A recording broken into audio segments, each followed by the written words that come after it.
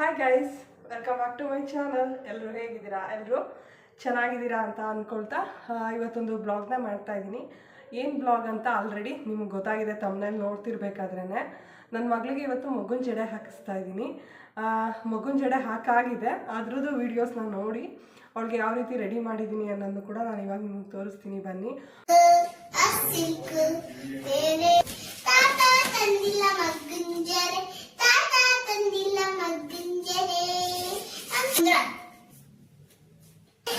ಹಾಕೋಬಾರ್ದು blouse ಮೇಲೆ.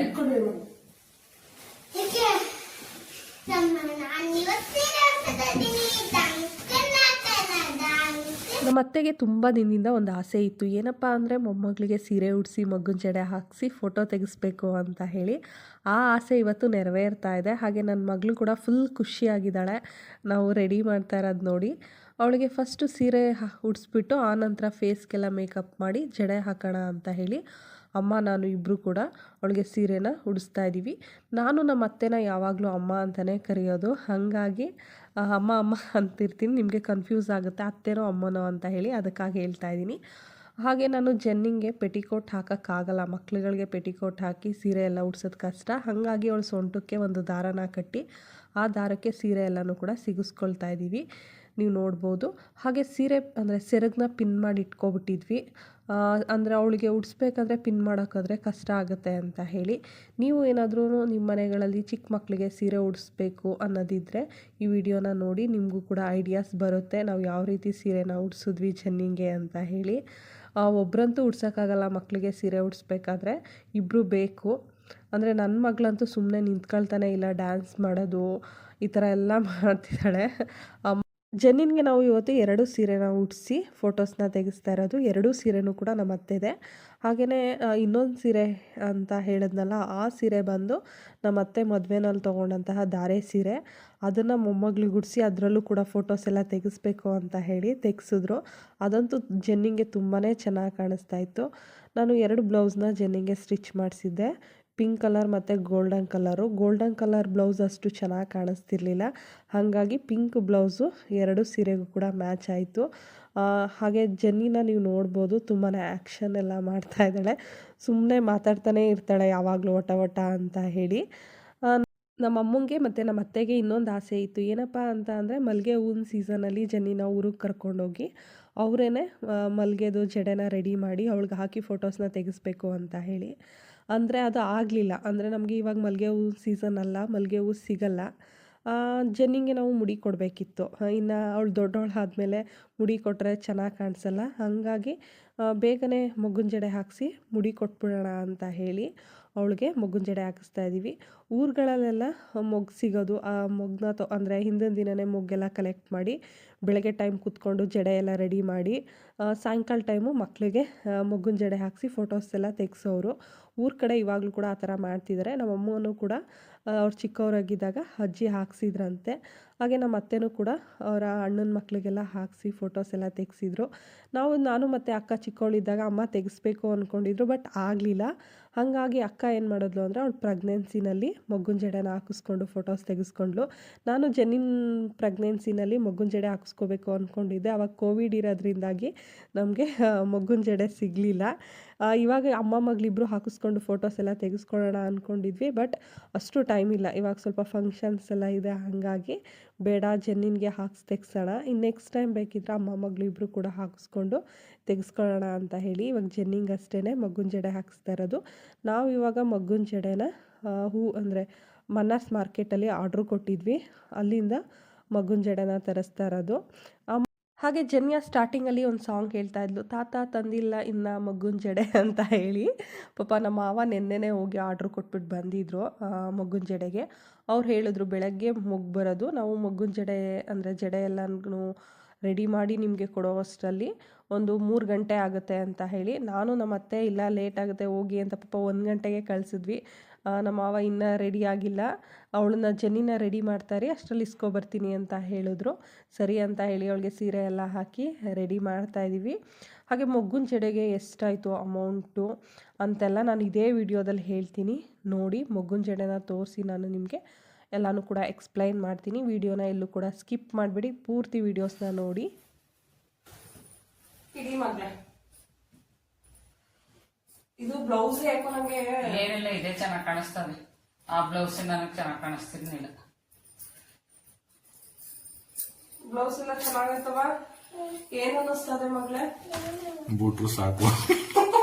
ಬಿಟ್ರೆ ಒಂದ್ ಸಾಕು. ಕೈ ಜಾಸ್ತಿ ಆಯ್ತು, ಒಂದ್ ಕೈ ಕಮ್ಮಿ ಆಗ್ತಾ ಇದೆಯಲ್ಲ. ಇಲ್ಲ ಕರೆಕ್ಟ್ ಆಗಿ ಆಗ್ತಾ ಇದೀನಿ ನೋಡಿ. 1 2 3 4 5 1 2 3 4 ತಡ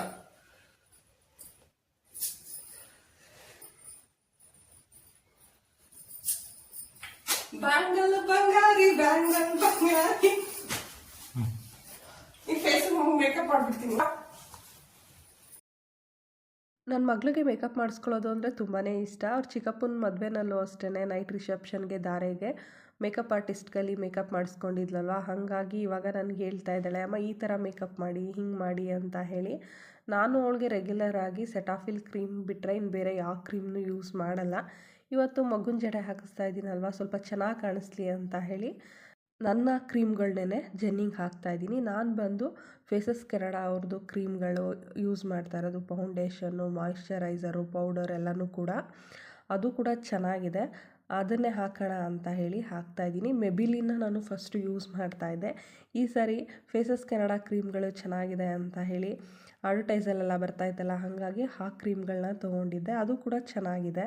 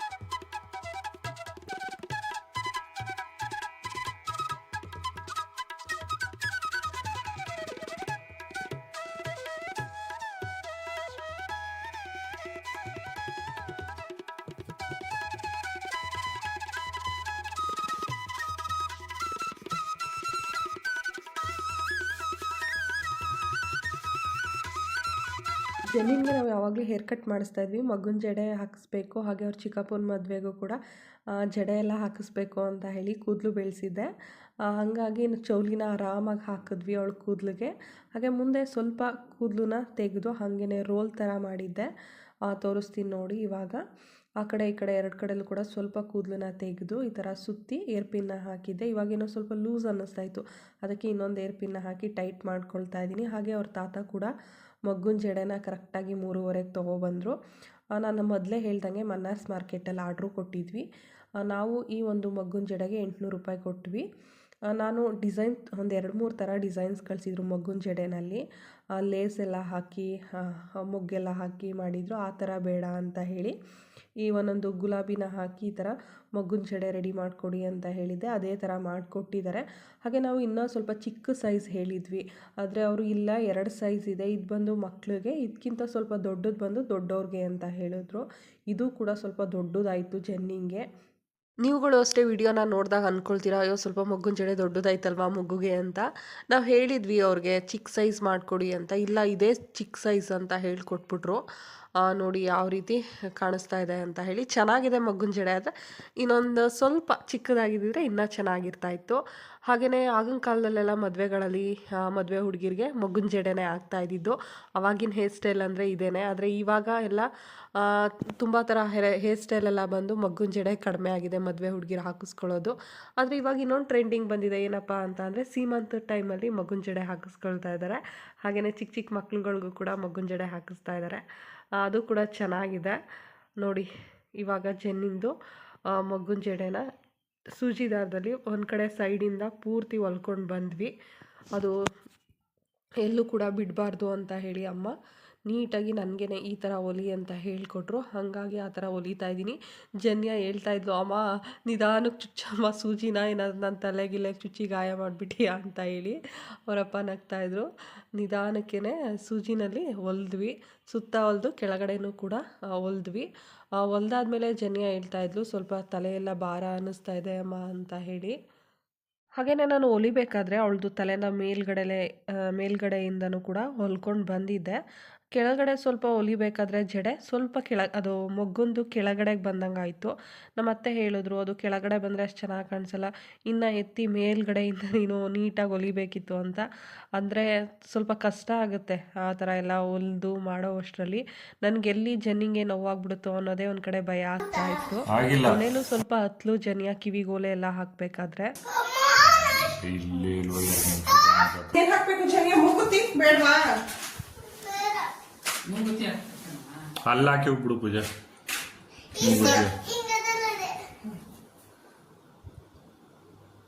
ಯಾವ ಕಡೆ ಹಾಕೋದು? ಬಲ್ಗಡಿಕೋ ಎಡಗಡಿಕೋ? ಎಡಗಡೆ ಕಟ್ಟು ಬಲ್ಗಡೆ ಕಟ್ಟಿ.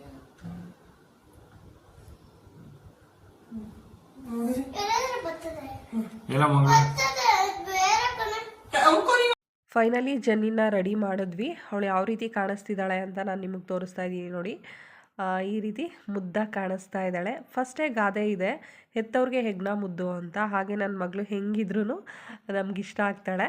ಹಾಗೆ ನೀವು ಹೇಳಬೇಕು ಇವತ್ತು ನನ್ನ ಮಗಳು ಹೆಂಗೆ ಕಾಣಿಸ್ತಿದ್ದಾಳೆ ಅಂತ ಹೇಳಿ. ಹಾಗೆ ನನ್ನ ಮಗುನ ಜಡೆನ ಮೇಲೆ ಎತ್ತಿ ಹೊಲ್ದಿದ್ವಿ, ಅದು ಸ್ವಲ್ಪ ಜಾರ್ಕೋಬಿಟ್ಟಿದೆ. ಅವಳು ಹಾಗೆ ಹಿಂಗೆ ತಲೆಯೆಲ್ಲ ಆಡಿಸ್ತಾ ಇದ್ಲು. ಹಾಗಾಗಿ ಅವಳಿಗೆ ಚಾಕ್ಲೇಟ್ ಕೊಡಿಸ್ಬೇಕಂತೆ, ಅದನ್ನು ಕೂಡ ಹೇಳ್ತಾ ಇದ್ದಾಳೆ. 5.5 ವರ್ಷ. ಹಾಗಾಗಿ ನನಗೆ ಮಗುನ ಜಡೆ ಹಾಕಿಸ್ಬೇಕು, ನನ್ನ ಮಗಳು ಚಿಕ್ಕ ವಯಸ್ಸಲ್ಲಿದ್ದಾಗಲಿ ಅನ್ನೋ ಒಂದು ಆಸೆ ಇತ್ತು. ನನಗಿಂತ ನಮ್ಮ ಅತ್ತೆಗೆ ತುಂಬಾ ಆಸೆ ಇದ್ದಿದ್ದು. ಇವತ್ತು ಮಗುನ ಜಡೆ ಹಾಕಿದ್ವಿ. ಇವಾಗ ಹಾಕಿಸ್ಕೊಂಡು ಅಂದರೆ ಸ್ಟುಡಿಯೋ ಹೋಗಿ ಫೋಟೋ ತೆಗ್ಸೋಣ ಅಂತ ಹೇಳಿ ನಾನು ಚೇತನ್ ಕರ್ಕೊಂಡು ಹೋಗ್ತಾ ಇದ್ವಿ. ನನ್ನ ಮಗಳಿಗೆ ಅವ್ರ ಅಪ್ಪನ ಕಂಡ್ರೆ ತುಂಬ ಇಷ್ಟ. ಅವಳು ಏನೇ ಒಂದು ಏನಾದರೂ ಹೇಳಬೇಕಾದ್ರೆ ಮತ್ತು ಅವಳಿಗೇನಾದರೂ ಬೇಕಾದ್ರೂ ಅವ್ರ ಅಪ್ಪನ್ನೇ ಹೋಗಿ ಕೇಳ್ತಾಳೆ. ನನ್ನನ್ನು ಜಾಸ್ತಿ ಏನೂ ಕೇಳೋದೇ ಇಲ್ಲ. ಇವಾಗಲೂ ಅಷ್ಟೇ, ನಾನು ಸ್ಲಿಪ್ಪರ್ ಹಾಕೋಕ್ಕೋದ್ರೂ ಬೇಡ, ನಮ್ಮ ಅಪ್ಪನ ಕೈಲೇ ಹಾಕಿಸ್ಕೊಳ್ತೀನಿ ಅಂತ ಅಂದ್ಲು. ಸ್ಟೆಪ್ಸ್ ಇಳಿಬೇಕಲ್ವ, ಬಾ ನಾನು ಎತ್ಕೊಂಡು ಇಳಿಸ್ತೀನಿ ಅಂದರು. ಅದಕ್ಕೂ ಬರ್ತಾಯಿಲ್ಲ, ಅವ್ರ ಅಪ್ಪನ ಹತ್ರನೇ ಹೋಗ್ತಿದ್ದಾಳೆ. ಅವ್ರ ಅಪ್ಪನೇ ಕರ್ಕೊಂಡು ಬಂದು ಕೆಳಗಡೆ ಇಳಿಸಿದ್ರು. ನೋಡಿ ಸೀರೆ ಹಾಕ್ಕೊಂಡಿದ್ರು ಎಷ್ಟು ಫಾಸ್ಟಾಗಿ ನಡೀತಾ ಇದ್ದಾಳೆ ಅಂತ. ಅವಳು ಸ್ವಲ್ಪನೂ ಕೂಡ ನಾಚ್ಕೋತಾನೆ ಇಲ್ಲ, ಫ್ರೀಯಾಗಿ ಓಡಾಡ್ತಾ ಇದ್ದಾಳೆ. ಹಾಗೆಯೇ ಅಕ್ಕಪಕ್ಕದವ್ರಿಗೂ ಕೂಡ ಕೂಗಿ ಹೇಳ್ತಾ ಇದ್ದಾಳೆ, ಇವತ್ತು ನಾನು ಸೀರೆ ಹಾಕಿಸ್ಕೊಂಡು ಮಗುನ ಜಡೆ ಹಾಕಿಸ್ಕೊಂಡಿದ್ದೀನಿ ಆಂಟಿ ಅಂತ ಹೇಳಿ. ಅದಕ್ಕೆ ಅವರಪ್ಪ ಹೇಳಿದ್ರು, ಫೋಟೋಸ್ ಎಲ್ಲ ತೆಗೆಸ್ಕೊಬಂದ್ಮೇಲೆ ಎಲ್ಲರನ್ನೂ ಮಾತಾಡ್ಸಿವಂತೆ, ಬಾ ತೋರಿಸಿವಂತೆ, ಇವಾಗ ಲೇಟ್ ಆಗಿಬಿಡುತ್ತೆ ಅಂತ ಹೇಳಿ ಕರ್ಕೊಂಡು ಹೋಗ್ತಾ ಇದ್ದೀವಿ. ಅವಳೇ ಕಾರೊಳಗಡೆ ಹೋಗಿ ಕೂತ್ಕೊಂಡ್ಲು. ಹಾಗೆ ಜಡೆನೂ ಕೂಡ ಅವಳೇ ನೀಟಾಗಿ ಮುಂದಕ್ಕೆ ತೆಗೆದಿಟ್ಕೊಂಡ್ಲು. ಹೂವೆಲ್ಲ ಉದ್ರೋಗ್ಬಿಡುತ್ತೆ ಅಪ್ಪ ಹಿಂದೆ ಹೊರ್ಕೊಂಡು ಕೂತ್ಕೊಂಡ್ರೆ ಅಂತೆಲ್ಲ ಹೇಳ್ತಾ ಇದ್ಲು. ನಾನು ಮತ್ತು ಚೇತನ್ ತುಂಬಾ ನಗ್ತಾ ಇದ್ವಿ ಅವಳ ಮಾತನ್ನ ಕೇಳಿ.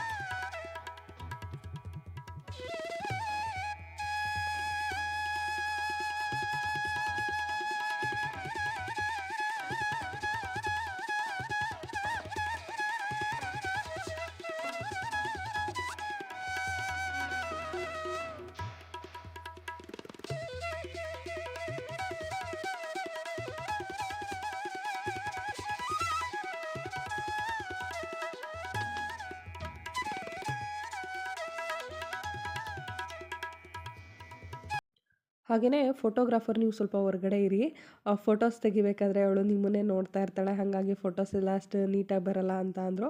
ಹಾಗಾಗಿ ಸರಿ ಅಂತ ಹೇಳಿ ನಾವು ಈ ಕಡೆ ಡೋರ್ ಹತ್ರ ನಿಂತಿದ್ವಿ.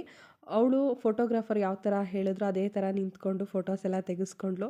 ಅದಕ್ಕೆ ಅವರಪ್ಪ ಹೇಳ್ತಾಯಿದ್ರು, ಮನೆಯಲ್ಲಿ ನೀನೇನಾದರೂ ಫೋಟೋ ತೆಗಿಬೇಕಾದ್ರೆ ಹಂಗೆ ನಿಂತ್ಕೋ ಜನಿಯಾ, ಹಿಂಗೆ ನಿಂತ್ಕೋ ಅಂತ ಅಂದರೆ ನಿಂತ್ಕೊಳ್ಳಲ್ಲ, ಹಠ ಮಾಡ್ತಾಳೆ. ಆದರೆ ಇಲ್ಲಿ ನೋಡು ಅವ್ರು ಯಾವ ರೀತಿ ಹೇಳ್ತಿದ್ದಾರೆ ಅದೇ ರೀತಿ ನಿಂತ್ಕೊಂಡು ಫೋಟೋಸ್ ಎಲ್ಲ ತೆಗೆಸ್ಕೊಳ್ತಾ ಇದ್ದಾಳೆ ಅಂತ ಹೇಳ್ತಾಯಿದ್ರು.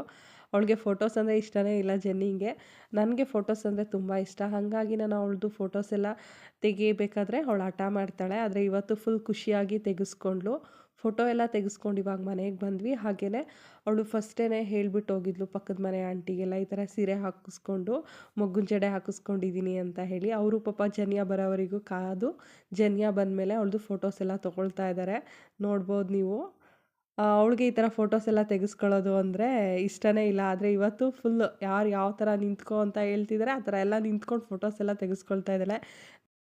ಹಾಗೆಯೇ ನಿಮಗೆಲ್ಲ ಈ ಒಂದು ವಿಡಿಯೋ ಇಷ್ಟ ಆಗಿದೆ ಅಂದ್ಕೊಳ್ತೀನಿ. ನಿಮಗೆಲ್ಲ ಇಷ್ಟ ಆಗಿದರೆ ಪ್ಲೀಸ್ ಒಂದು ಲೈಕ್ ಮಾಡಿ, ಹಾಗೆ ನನ್ನ ಚಾನಲ್ನ ಸಬ್ಸ್ಕ್ರೈಬ್ ಮಾಡ್ಕೊಳ್ಳದೆ ನೋಡ್ತಾ ಇದ್ದರೆ ಪ್ಲೀಸ್ ಸಬ್ಸ್ಕ್ರೈಬ್ ಮಾಡ್ಕೊಳ್ಳಿ. ಹಾಗೆ ಪಕ್ಕದಲ್ಲಿ ಕಾಣುವಂಥ ಬೆಲ್ಲೈಕನ್ನ ನೀವು ಪ್ರೆಸ್ ಮಾಡೋದ್ರಿಂದ ನೆಕ್ಸ್ಟು ನಾನು ಯಾವುದೇ ವಿಡಿಯೋಗಳು ಹಾಕಿದ್ರೂ ಕೂಡ ಅದರದ್ದು ನೋಟಿಫಿಕೇಷನ್ ನಿಮ್ಗೆ ಬರುತ್ತೆ. ಆವಾಗ ನೀವು ನನ್ನ ಎಲ್ಲ ವೀಡಿಯೋಸ್ನು ನೋಡ್ಬೋದು ಅಂತ ಹೇಳ್ತಾ ಎಲ್ರಿಗೂ ಬಾಯ್.